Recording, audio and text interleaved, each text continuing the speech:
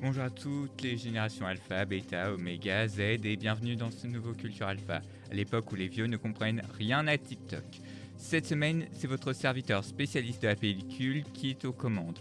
On va parler des sorties cinéma du mercredi 14 février, la journée de l'amour. Que peut-être vous avez passé en compagnie de votre être cher, ou bien sous une couverture en train de regarder des comédies romantiques. D'ailleurs, nous avons été gâtés niveau sortie. Pour rester dans le thème de l'amour, il y a All of Us Strangers avec Andrew Scott et Paul Mescal dans un mélodrame au retour bouleversant. J'ai hâte. Ensuite, vous saviez que Benoît était journaliste avant de s'occuper de Radio Action Jeune? Eh bien, voilà un film qui s'appelle Vivant, réalisé par Alix Delaporte, avec Roger Zem, Alice Isaz, Pierre Lotin, Jean-Louis Cliché ou encore Vincent Elbaz. C'est un film français sur le journalisme d'investigation. C'est une petite curiosité. Sinon, les films qui mettent bien en valeur la France, on a la sortie de Chien et Chat avec Philippe Lachaud et Franck Dubosc, et Maison de retraite 2 avec Eva Adams, Jarry ou encore Jean Reno. On espère que Benoît rejoindra l'EHPAD rapidement pour le rejoindre et passer le bonjour à Chantal là-dessous. Pour les fans du célèbre chanteur de reggae, il y a le biopic Bob Marley One Love. Pour ceux qui ont envie de tisser une toile, il y a Madame Web avec Dakota Johnson. Si vous aimez le théâtre, le Molière imaginaire avec Laurent Lafitte. Et j'ai également envie de parler de deux œuvres qui m'intriguent, à savoir 20 000 espèces d'abeilles et Nuit noire en Anatolie.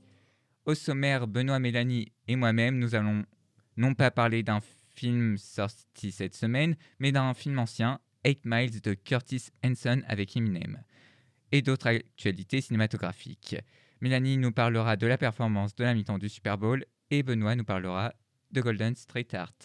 En premier lieu, Benoît, Mélanie et moi-même, on va vous parler du film 8 Miles de Curtis Hanson avec Eminem, film culte des années 2000. Il nous narre l'histoire de Jimmy Smith Jr., surnommé Rabbit, qui désire faire ses preuves dans le milieu du rap. Entre les déboires de sa mère, chez qui il décide de revenir, son travail, sa rencontre avec Alexandra et les sorties avec sa bande. Mais lorsqu'une proposition s'offre à lui, Rabbit va devoir trouver les mots dans un monde où peu de blancs réussissaient à se faire un nom. Tout d'abord, il faut dire que c'est un film qui est en partie inspiré de la vie d'Eminem, qui est aujourd'hui un rappeur reconnu. Plusieurs réalisateurs ont été approchés pour le réaliser, comme Quentin Tarantino, Danny Boyle ou encore Alan Parker. Le film a été tourné à Détroit ainsi que dans plusieurs villes du Michigan. Je vais commencer par mon avis, car je dois avouer que je l'ai découvert l'année dernière et que je trouve que ce film aurait pu être une successful story classique, mais l'écriture et tout un tas de choses font que l'ensemble tient la route. Que je trouve que c'est une œuvre qui fonctionne dans sa puissance avec les chansons d'Eminem qui sont incroyables. On a des scènes de rap impressionnantes en termes de punchline. Moi, je pense notamment à la scène du food truck et surtout la battle de rap finale, qui sont très bien réalisées et montées. Les acteurs sont excellents. Même Eminem, qui n'est pas un acteur de base, arrive à nous donner de l'empathie et de l'émotion à son personnage. On retrouve également Anthony Mackie, Kim Basinger ou encore Michael Shannon, tous très bons. Et de manière générale, je trouve que l'esthétique du film adopte des couleurs assez sales et sombres afin de refléter la crasse et l'ambiance de ces quartiers pauvres où les gens rêvent de s'en sortir par tous les moyens. C'est également un film qui montre la culture rap américaine que je connais peu personnellement. Je trouve pour toutes ces raisons que 8 Mile est un film percutant et rythmé. Maintenant, je vais laisser mes collègues et on commence avec Mélanie. Bonjour Mélanie. Bonjour Alexandre, mon cher Alexandre, tu as voulu que je fasse une critique sur 8 Miles. Eh bien, tu vas avoir mon avis qui est plutôt mitigé. Pour ma part, je suis déçue du film. Je me suis pas mal ennuyée sur la façon dont ça a été réalisé. Comme l'expliquait Alexandre juste avant, c'est un film qui revient sur le passé d'Eminem. Malgré tout, il y a quand même une leçon à retenir. À l'époque où cela se passe, c'est-à-dire en 1995, il y a une sorte de rivalité entre les Noirs et les Blancs dans ce quartier. L'histoire du rap est réservée beaucoup aux Noirs et Eminem, qui se nomme Jimmy dans le film, se démarque totalement. Même si Eminem a parfois du mal à s'en sortir, il fait preuve de détermination, il faut vraiment retenir ce point. C'est un film que je peux conseiller sur la morale, mais je ne le conseille pas au niveau de la réalisation. Merci Mélanie pour ton avis. À présent, on passe à Benoît. Bonjour Benoît. Salut Alexandre. Que penses-tu de ce film ? Bah écoute, en fait avant j'avais envie de parler du Eminem musicien. Parce que même si comme toi je connais pas beaucoup la culture rap, hein, on va être très clair, c'est pas mon style de musique, J'ai toujours connu ce gars-là et j'avoue que dans son flow, dans sa musique, dans sa façon de dicter ses paroles, c'est toujours un type qui a eu un sens aigu du groove, qui arrive vraiment à faire passer une mélodie, qui a souvent des musiques minimalistes, mais il fait souvent passer quelque chose de très intéressant dans sa diction. Alors, c'est pour ça que j'étais curieux de voir le rythme qu'il arriverait à donner à ce film, si tu veux. Et j'ai pas été déçu parce que je trouve que c'est un film qui peut-être démarre un peu lentement, mais qui est rythmé, qui est presque rappé, plus il avance à une allure de locomotive. On est de plus en plus entraîné pour moi. C'est pour ça que j'étais particulièrement enthousiasmé par la dernière demi-heure. Et je dirais que comme toi, j'ai adoré l'image un peu crasseuse, un peu poisseuse. Effectivement, il y a le côté détroit, ville sale. Dès le début du film, on est dans une lumière verdâtre et Eminem se vomit dessus. Donc je pense que là, le ton est bien donné. Il y a la violence qu'il a voulu faire transparaître. Pour moi, c'est un pari complètement réussi. Et puis, j'ai trouvé Mélanie un petit peu dure avec les talents d'acteur de Eminem. C'est vrai qu'au début, j'avais un peu peur parce qu'on le voyait très monolithique, très même inexpressif. On aurait presque dit, comment s'appelle-t-il cet acteur qui jouait dans Batman? Ben Affleck. On aurait dit Ben Affleck au niveau de l'expressivité. Et finalement, par moments, notamment dans la battle finale, il arrive vraiment à avoir un regard sauvage, dur. On sent que sa personnalité se réveille. Et ça, j'ai beaucoup aimé. C'est un film qui fait pas mal dans l'économie de moyens, mais qui arrive à tirer la substantifique moelle de toute cette économie de moyens. Donc ça, j'ai beaucoup aimé. Je l'ai trouvé rythmé sur la fin. J'ai passé un agréable moment, malgré quelques personnages un peu clichés, comme la petite sœur d'Eminem qui frappe à la vitre quand son grand frère se fait taper. Bon, ça, j'ai trouvé ça un peu bateau. Kim Basinger était aussi très bien dans son rôle de maman complètement paumée, voire à mon avis alcoolique. Et donc, j'ai passé plutôt un bon moment. Je dois te remercier parce que j'étais un peu réticent à l'idée de le voir, mais je ne me suis pas ennuyé. Mon seul regret aussi, c'est les battles, parce que je pense que comme ces battles-là, effectivement, on voit des rappeurs qui arrivent à sortir des textes au quart de tour rien qu'après avoir réfléchi 5 secondes. À mon avis, dans la réalité, ça ne se passe pas comme ça, hein. Je pense qu'il doit y avoir des textes plus ou moins réussis. Mais bon, c'était aussi pour les besoins de scénario qu'Eminem arrive à moucher tout le monde à la fin du film. Donc je comprends. Donc j'ai passé un bon moment. Merci Alexandre. Et je te repasse la parole. Merci Benoît pour ton partage. Si vous souhaitez regarder le film 8 Mile, sachez que vous pouvez le voir dès à présent sur Netflix. Passons aux actualités de la semaine, avec tout d'abord le Super Bowl, le grand événement sportif américain retransmis dans plusieurs pays du monde. Et dans cet événement, les gros studios américains diffusent des teasers pour les prochaines grosses sorties de l'année.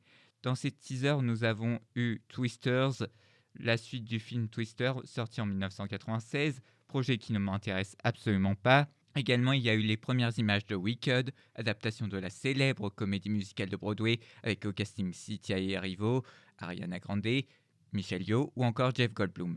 C'est un film que j'attends énormément, mais la direction artistique me fait peur parce que je n'ai pas du tout envie de revivre le cauchemar de Cats. La plupart des autres teasers étaient un aperçu d'une bande-annonce déjà en ligne, comme Sans un bruit, jour 1. Et on a le cas Ryan Reynolds avec une promotion pour If ou Blue & Company en France, mais le gros teaser a été celui de Deadpool et Wolverine, et il faut en parler. Car ce teaser annonce une vaste blague à base de Deadpool qui croit qu'il va redynamiser le MCU en se proclamant le Messie Marvel. Punaise, j'étais choqué par cette phrase. On voit certains clins d'œil à l'ancien studio qui a produit l'anti-héros, la Fox. Et on ne voit que l'ombre de Wolverine, comme pour nous cacher un peu le suspense. Malgré tout, j'irai le voir car j'ai de la sympathie pour Deadpool. Ensuite, cette semaine, on a appris la mort du comédien qui doublait en français l'acteur Sylvester Stallone pour Rocky et Rambo. Il est mort à l'âge de 77 ans d'un cancer. Paix à l'âme de cet homme dont la voix a bercé les enfants des années 80. Adrienne! Et en dernier, la réalisatrice Lily Wachowski, connue pour avoir réalisé avec sa sœur Lana la trilogie Matrix, Sense8 ou encore Cloud Atlas, après avoir fait une pause dans sa carrière suite au décès de ses parents. Elle revient au cinéma avec non pas un film de science-fiction, mais une comédie queer du nom de Trash Mountain, qui est un scénario écrit par Ruby Caster, qui racontera l'histoire d'un jeune homme gay qui revient dans sa ville natale après le décès de son père. Je suis impatient de voir comment Lily Wachowski s'aventure dans la comédie. Maintenant, Passons à la rubrique musicale avec notre expert qui aime que Weshden lui crie dans les oreilles, qui a gravi Mont et Merveille pour aller demander à Maria Carey des conseils pour faire du sport en talons et haut, et en s'excusant en passant de l'avoir critiqué dans une de ses chroniques. Mélanie, tu vas revenir sur la performance de la mi-temps du Super Bowl. Le Super Bowl 2024 a fait son grand retour et je vais revenir sur le moment phare, la mi-temps de Usher et Alicia Keys. Ces deux stars emblématiques ont enflammé la piste lors de la mi-temps. Après Rihanna, le chanteur Usher a enflammé la mi-temps le 11 février 2024 avec un show misant sur les talents du danseur, sa voix velours et des stars, dont Alicia Keys. Le Super Bowl qui rassemble chaque année près de 120 millions de téléspectateurs aux États-Unis. C'est devenu un rendez-vous emblématique. La star américaine âgée de 45 ans de R&B, Usher, en costume blanc Dolce Gabbana, en look off-white, composé de près de 400 000 cristaux. C'est vrai, il peut se le permettre. Comme le veut la tradition du Super Bowl, Usher a convié sur scène un certain nombre de stars de la musique. Il a pu dire « J'ai beaucoup eu d'idées sur les personnes que j'aimerais voir partager ce moment avec moi. Et je pense que les personnes avec lesquelles je vais partager l'ont mérité pour ce qu'elles ont fait dans leur carrière, que nous allons collaborer ensemble et qu'elles aient eu leur moment. » Alicia Keys a rejoint Usher sur scène pour interpréter le morceau I've Ain't Got You ou My Boo. Un grand moment même si l'immense chanteuse n'était pas au sommet de sa forme.